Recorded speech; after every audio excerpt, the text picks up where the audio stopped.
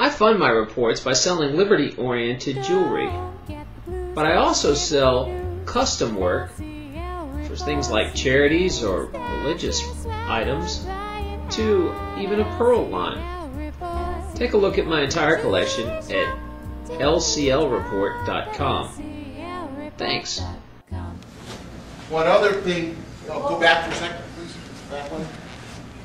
So ear protection and eye protection. There have been huge advancements made in polymer technology, plastic technology these days. And these glasses I have are ballistic glasses.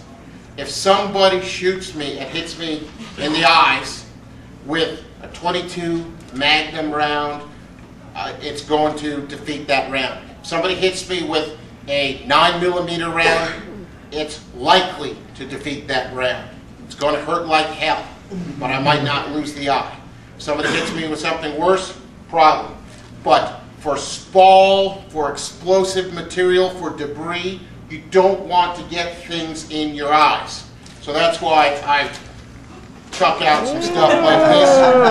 This is really good stuff. It's made by a company called ESS, Eye Safety Protection. And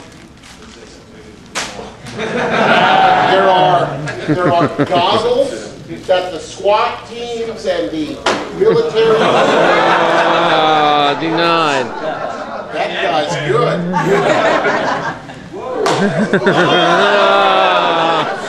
good. You suck. Oh, I'm sorry. This one is called the Ice 2X Narno. 2 complete eye shields enclosed. Authorized protective eyewear. Free safety. So, 2 fully assembled Ice Narno shields.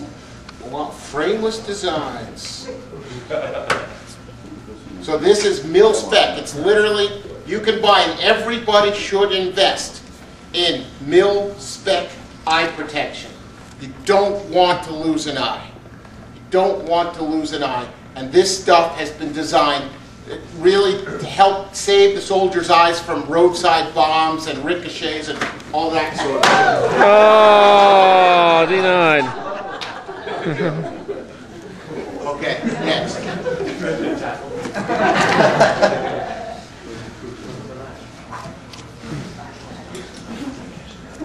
We just want to make sure you're not giving the knives away that way.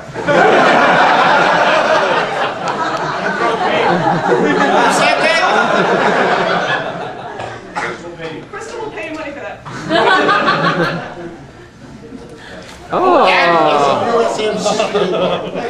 Okay, so the next thing is training. Get it. It's still legal. If things get bad, this is one of the areas that the government could try to curtail our activity. One more time. It is still legal. Get training. I'm a huge fan of the Appleseed Project. If you're not aware of it, go meet the people out there, sign up, and get out there and learn how to become a rifleman. And it's cheap. It's a cheap way to really gather, and hone skills that could save your life or the life of your family, friends, or loved ones. Go to a real gunfighting school as well. There are some amazing academies out there, such as the Gunsight Academy out in Arizona, the Smith & Wesson Academy down in Massachusetts, and we are very lucky here in New Hampshire. We have the SIG Academy right over in Exeter. There are a few other great places around the country. Lethal Force Institute, Frontside I've heard some pretty good things about. These are much more expensive, but they have carbine classes, they have long-range classes. I recently went to something called the Precision Rifle Workshop out in Wyoming on a military base. We are shooting targets out at 1,200 yards. I can now project my will at 1,200 yards with my 300 Win Mag in a 27-mile-an-hour wind. So I'm not that good a shot. That I was listening to my instructors. I was practicing. I got the right tools, and I did what they told me. That's a great way to learn. You still can do this today. Figure out how to make the investment. It's well worth it, and it's fun. I tell you, I was down in North Carolina at a Navy SEAL training camp, and run by SEALs, former SEALs, and we are shooting with the ARs going forward and backward and on the 45s and to the sides, and the highlight of the day was getting into the Humvees and driving down the range, pop, pop, pop, pop, pop, pop. That's where a laser really comes in handy. I mean, just to keep it on target there. And then you'll learn how to, rather than reload, it's much easier to stow the rifle and transition to handgun to finish up the rest of the line. These opportunities are available to Americans today. These opportunities are not available to most other people on the planet, unless they happen to work for Al-Qaeda or something. But you can get world-class training from the best military and law enforcement experienced people out there. Do it. Make the investment in it. Martial arts school. I've been doing that my entire career, or life, I guess. My family, friends. It just helps, not just for the physical fitness aspect of martial arts, but also for the confidence. When people have spoken, psychologists and law enforcement folks have analyzed predatorial behavior by criminals. And they've done this by sitting on second-story windows with a bunch of crooks and just looked at the people passing by. And the crooks would say, I'd take that one, and that one. And why? Because the people were oblivious, they looked nervous, they were afraid or scared, or they looked lost or stupid. And when you get this training, when you practice, you get the confidence. You don't walk like that. So you can be a 5'2" skinny woman with a limp.